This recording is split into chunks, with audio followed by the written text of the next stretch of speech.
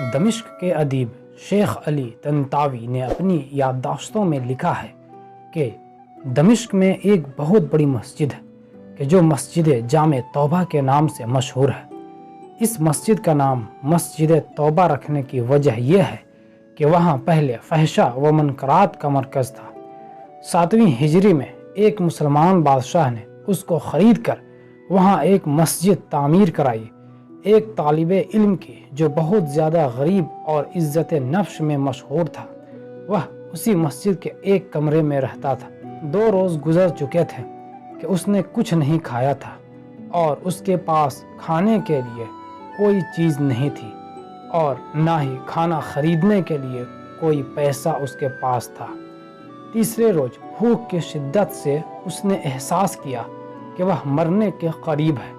سوچنے لگا کہ اب میں اضطراری کے حالت میں ہوں، شرعاً مردار یا ضرورت کے مطابق چوری جائز ہے۔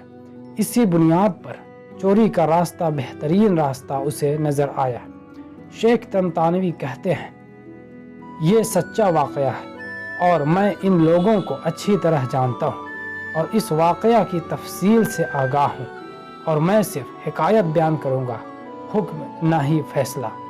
یہ مسجد ایک قدیمی محلہ میں واقع ہے اور وہاں تمام مکانات قدیمی طرز پر اس طرح بنے ہوئے ہیں کہ ایک دوسرے کی چھتیں آپس میں ملی ہوئی ہیں اور چھتوں سے ہی سارے محلے میں جایا جا سکتا ہے۔ یہ جوان مسجد کی چھت پر گیا اور وہاں سے محلہ کے گھروں کے طرف چل دیا۔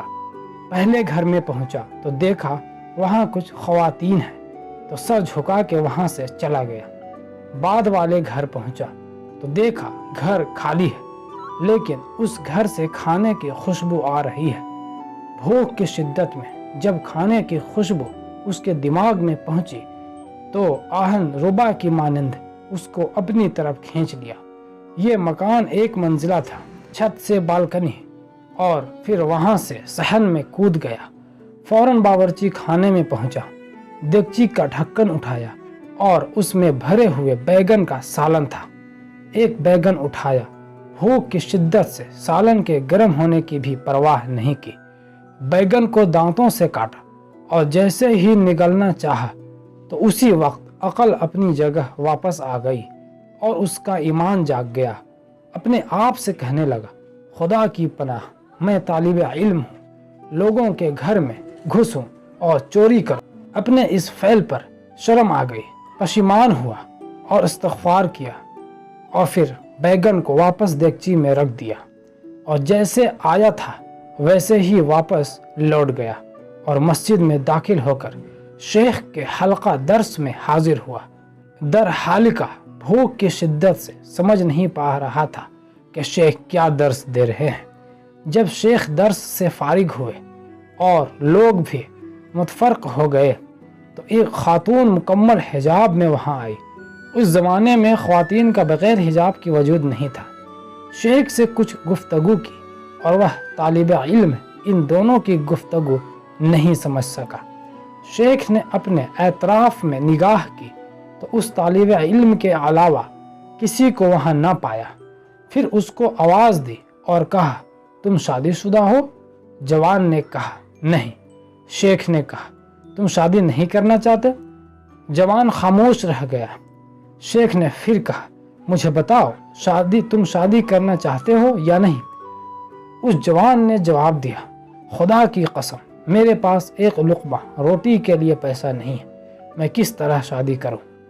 شیخ نے کہا، یہ خاتون آئی ہے، اس نے مجھے بتایا ہے کہ اس کا شوہر وفات پا گیا ہے اور اس شہر میں اس کا کوئی سہارا نہیں ہے اور اس کا دنیا میں سوائے ایک ضعیف چچا کے کوئی عزیز و رشتہ دار نہیں ہے۔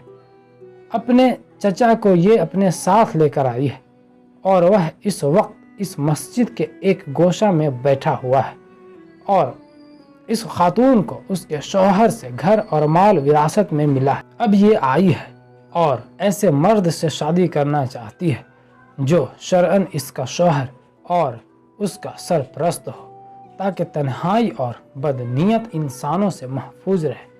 کیا تم اس سے شادی کرو گے؟ جوان نے کہا، ہاں۔ اور پھر اس خاتون سے پوچھا کہ تم اس کو اپنے شوہر کے طور پر قبول کرتی ہو؟ اس نے بھی مثبت جواب دیا۔ شیخ نے اس خاتون کے چچا اور 2 گواہوں کو بلا کر ان دونوں کا عقد پڑھ دیا اور اس طالب علم کے بجائے خود اس خاتون کا مہر ادا کیا، اور پھر اس خاتون سے کہا اپنے شوہر کا ہاتھ تھام لو۔ اس نے ہاتھ تھام لیا اور اپنے گھر کی طرف اپنے شوہر کی رہنمائی کی۔ جب گھر میں داخل ہوئی تو اپنے چہرے سے نقاب ہٹا دیا۔ وہ جوان اپنی جوزہ کے حسن و جمال سے مبہوت ہو گیا، اور جب اس گھر کی طرف متوجہ ہوا تو دیکھا کہ یہ وہی گھر ہے جس میں وہ داخل ہوا تھا۔ جوزہ نے شوہر سے پوچھا کہ تمہیں کچھ کھانے کے لیے لے آؤں؟ کہا ہاں۔ اس نے دیگچی کا ڈھکن اٹھایا اور بیگن کو دیکھا اور بولی عجیب ہے، گھر میں کون آیا تھا اور اس نے بیگن کو دانتوں سے کاٹا ہے؟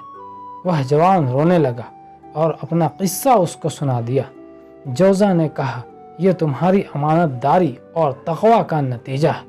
تم نے حرام بیگن کھانے سے اجتناب کیا تو اللہ نے سارا گھر اور گھر کی مالکہ کو حلال طریقے سے تمہیں دے دیا۔